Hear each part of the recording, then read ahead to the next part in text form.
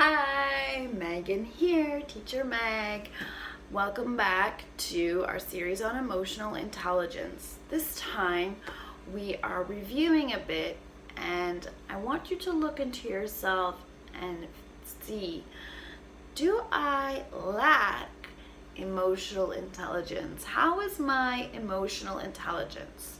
So here are some of the telltale signs that you need to work on your emotional intelligence, the very obvious things. So see which one applies to you.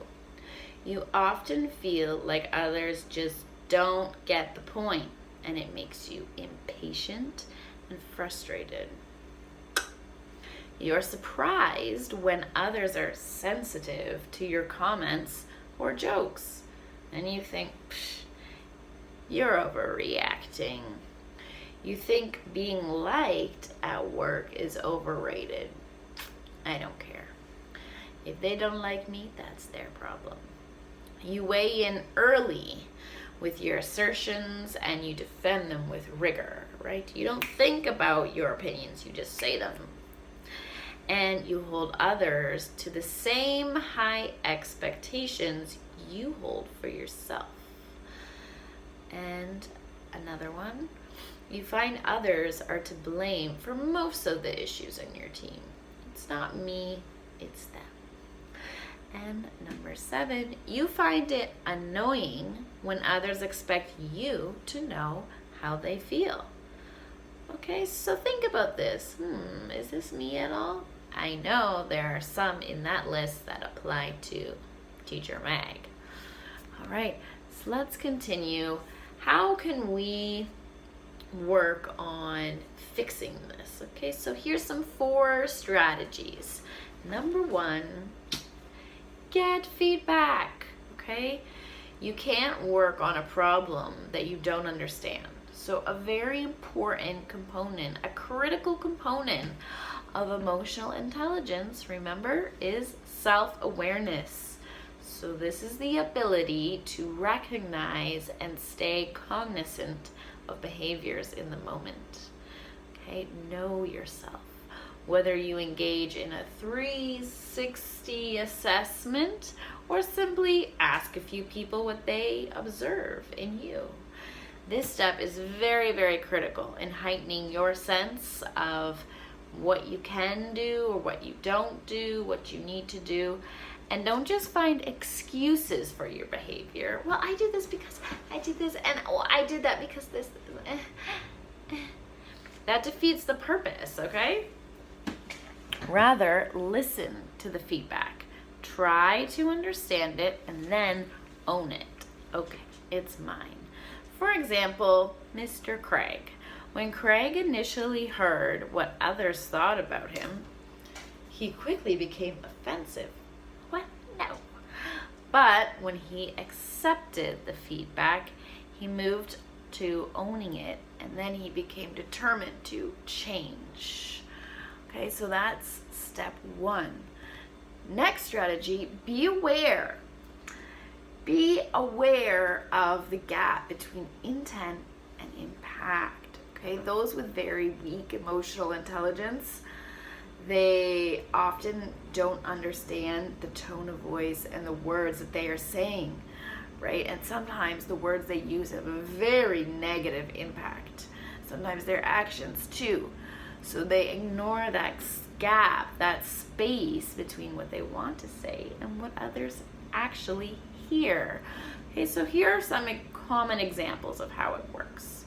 We'll use me and you listening to me. So I might say, at the end of the day, it's all about getting the work done. And what you might hear is, all I care about is the results. And if some are offended along the way, so be it. Right? Negative.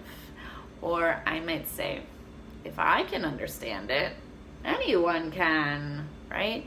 What you hear is, you're not smart enough to get this. Right? And another one might be, I don't really see what the big deal is, why this is important. And you might hear, I don't really care how you feel. Right? So regardless of what you intend to mean, think about how your words are going to impact others and whether that's how you want them to feel. So before every interaction, spend a few minutes asking yourself, what is the impression I want to make here? How do I want people to feel about me in the end? And how do I need to frame my message to reach out that objective? Okay, so think about that. Now, a third strategy, press the pause button. That's pause. Play, pause. So press this button. Having a very high emotional intelligence means making choices about how you respond rather than having a knee-jerk reaction. Back to Craig. For example, he tended to interrupt and shoot down other people's ideas before they could even complete and finish their thoughts, right? This behavior was a reaction to his fear of losing control, right? I'm the boss, losing control of the discussion, or maybe just wasting time. So he started taking pauses before reacting. So there's two kinds of pauses to be important that you need to make. So number one, pause, listen to yourself. So when Craig was getting impatient and frustrated in discussions, he often felt his jaw clench and his chest tighten. By recognizing these physical signs, he was able to pause, remind himself that he feared losing his control. And as a result, Craig was better to determine how he wanted to respond rather than just relying on his impulse reactions and just lashing out, right? And the second one, pause to listen to others. So listening to others makes them feel like you've understood them and you like their ideas. Even if you don't agree, right? It's very important. It's not the same as not saying anything. It just gives others a chance to convey, to tell their ideas before you jump in with your thoughts and your plans, okay? And our fourth strategy is to wear both shoes, okay? So like we talked about earlier, people often suggest you put yourself in the other person's shoes, okay, to develop empathy, which is a key component of emotional intelligence. But you shouldn't dismiss how you feel, right? You need to wear both shoes, your shoes and the other person's shoes, okay?